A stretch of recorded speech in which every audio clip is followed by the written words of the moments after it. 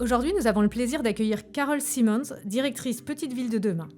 Après plus d'une année de travail, les partenaires du programme Petite Ville de Demain, la ville de l'Isle-sur-la-Sorgue, la préfecture de Vaucluse et le département de Vaucluse ont signé la convention cadre Petite Ville de Demain. Cette nouvelle étape a pour but de préciser les ambitions du territoire et détailler les 48 actions du programme déclinées par axe thématique. Bonjour Carole. Bonjour Géraldine. Alors Carole, dis-nous pourquoi la ville de l'Isle-sur-la-Sorgue a-t-elle candidaté au label Petite Ville de Demain en 2020 ? Donc, dès 2020, en effet, la ville a candidaté à ce programme, car c'est un programme d'aménagement du territoire qui permet à des villes telles que l'Isle-sur-la-Sorgue, qui sont des villes centres d'un bassin d'habitat, de disposer de moyens et de financements supplémentaires pour élaborer et mettre en œuvre sa stratégie de développement du territoire. Donc, dans le cadre de ce programme, il a fallu faire un grand diagnostic qui a établi les atouts et les faiblesses du territoire. Et une fois que les fragilités du territoire ont été plus identifiées, ce programme a permis de structurer et d'élaborer la stratégie du territoire, qui est un sujet qui s'attaque à plusieurs thématiques. Donc, on a l'habitat, le commerce, le patrimoine, l'accès aux services publics et bien sûr la transition écologique.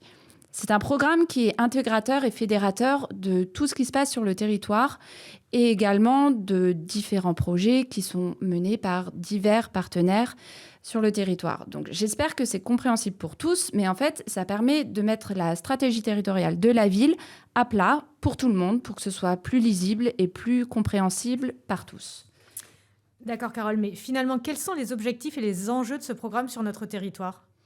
Alors, l'enjeu principal du programme, c'est d'aider la ville de l'Isle-sur-la-Sorgue à renforcer ses fonctions de centralité au bénéfice surtout de la qualité de vie de ses habitants dans une trajectoire engagée dans la transition écologique.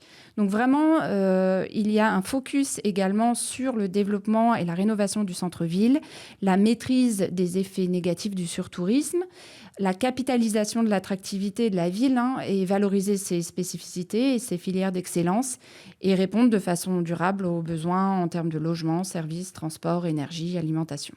Donc Carole, la convention cadre a été signée le 27 mars dernier. Quelles sont finalement les possibilités qu'elle offre désormais ?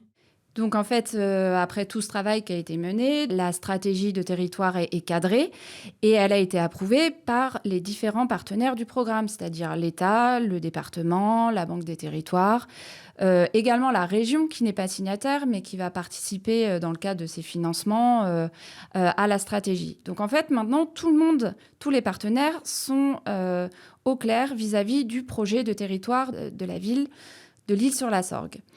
Donc, ce programme, maintenant que la convention cadre est signée, tout le monde va se concentrer sur l'accélération et la mise en œuvre des gros projets de la ville. Également, pour des sujets sur lesquels la ville est toujours en réflexion sur sa stratégie, comme l'habitat ou le stationnement, ce programme va permettre de financer des expertises complémentaires et d'aider à approfondir les projets sur lesquels la ville souhaite aller. Donc, si je comprends bien, on rentre dans la phase opérationnelle. Quelles seront finalement les premières actions qui seront mises en œuvre ? Donc, les premiers projets qui vont être mis en œuvre dans le cadre de ce programme, ce sont les projets pour lesquels la ville s'est déjà engagée.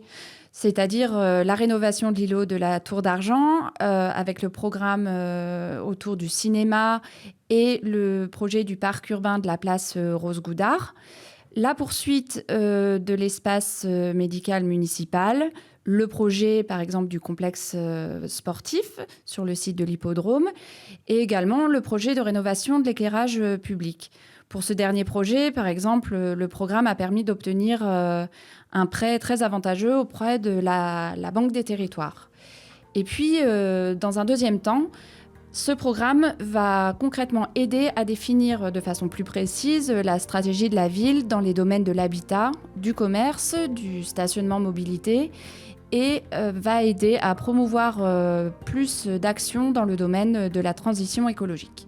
Merci Carole pour toutes ces explications qui nous permettent d'avoir une vision beaucoup plus claire de ce programme Petite Ville de Demain et de mesurer tout le travail qui est engagé pour le développement territorial de l'Isle-sur-la-Sorgue.